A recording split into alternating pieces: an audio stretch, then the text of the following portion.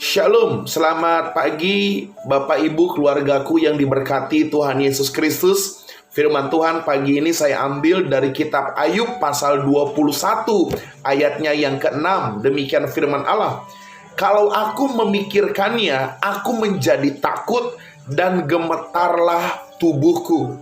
Firman Tuhan pagi ini saya beri judul ketakutan dan pikiran. Bapak Ibu, dari judul yang saya sampaikan, apa hubungannya ketakutan dan pikiran? Saya mempelajari Bapak Ibu, ketakutan itu dimulai dari pikiran kita. Setelah pikiran kita sudah terkontaminasi, maka selanjutnya ketakutan akan kembali menyerang dan menjajah pikiran kita. Sehingga akibatnya saudara, kita stres, kita mengalami tekanan yang dalam, jiwa kita labil, bahkan tidak sedikit akhirnya kita mengalami depresi. Bapak Ibu, Rasul Paulus dalam kitab Filipi memberikan strategi bagaimana menenangkan pikiran kita.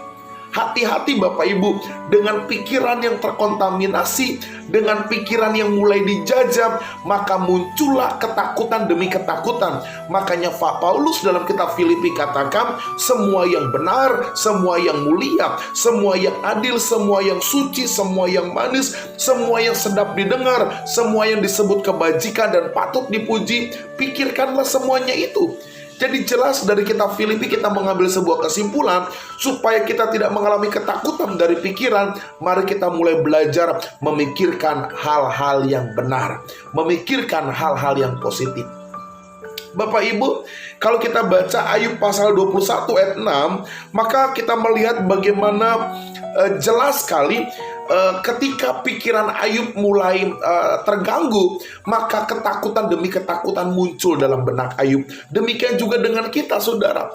Ketika pikiran kita mulai dipengaruhi dengan hal-hal yang negatif, maka segala ketakutan muncul. Tidak hanya ketakutan, bahkan penyakit bisa menyerang tubuh kita. Karena itu saudara, pagi ini saya mau katakan sangat penting bagi kita menjaga pikiran kita. Pertanyaannya adalah bagaimana kita menjaga pikiran kita Pak Pendeta? Yang pertama saudara, supaya kita bisa menjaga pikiran kita, maka kita harus selalu mengingat kesetiaan Tuhan. Ada amin saudara?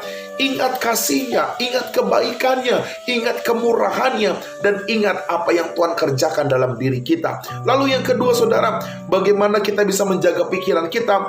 Jangan mengingat kesalahan orang lain. Oh haleluya. Paling mudah buat kita mengingat kesalahan orang daripada kebaikannya. Karena itu, supaya pikiran kita tidak terintimidasi, mari kita belajar jangan mengingat kesalahan orang, tapi ingatlah kebaikan-kebaikan orang. Yang ketiga saudara, bagaimana menjaga pikiran kita? Mari isi pikiran kita dengan janji-janji firman Allah. Mari penuhi, mari doktrin pikiran kita dengan janji-janji firman Allah. Dan yang keempat saudara, selalu beriman kepada kasih setia Tuhan yang tidak akan pernah mengecewakan kita. Bapak Ibu, kalau kita punya pikiran yang positif bahwa kasih setia Tuhan tidak pernah mengecewakan, maka pikiran itu akan dibuahi kebenaran. Maka kita tidak akan pernah takut akan hari esok. Dengan keberanian kita melangkah, Tuhan pasti memberkati kita. Ada amin saudara? Karena itu pagi ini saudara, sebelum kita melakukan aktivitas, saya mengajak saudara jaga pikiran kita supaya tidak ada ketakutan. Ketika kita menjaga pikiran kita dengan pikiran-pikiran Kristus, berkat Allah terjadi dalam hidup kita. Shalom, selamat pagi keluargaku, Tuhan memberkati kita semua.